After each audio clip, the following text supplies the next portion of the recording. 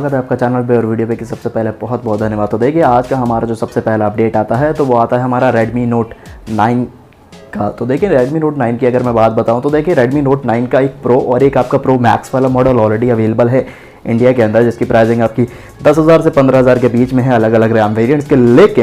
लेकिन आज आपको 30 अप्रैल को मतलब कि रात के 8 बजे के अराउंड जो है मतलब एक नया वेरिएंट ऐड होने वाला है Redmi Note 9 की सीरीज़ में।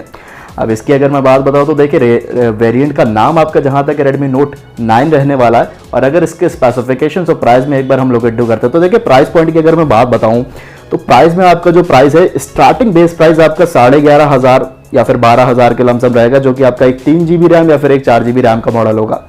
अब बाकी अगर मैं स्पेसिफिकेशन में एक बार लुक इनटू करता हूं देखिए स्पेसिफिकेशन में सबसे पहले डिस्प्ले, तो डिस्प्ले में आपको मिलेगा एक 6.5 इंचेस का पैनल, कॉर्निंग गोरिल्ला ग्लास में एक अपग्रेड आपको देखने को मिल सकता है।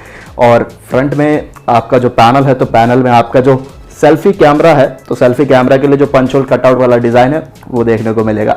बाकी स्पेसिफिकेशंस की अगर बात करते हैं तो देखिए सॉफ्टवेयर आपका सिंपल क्लियर सा है कि latest Android version based on latest MIUI ही रहेगा।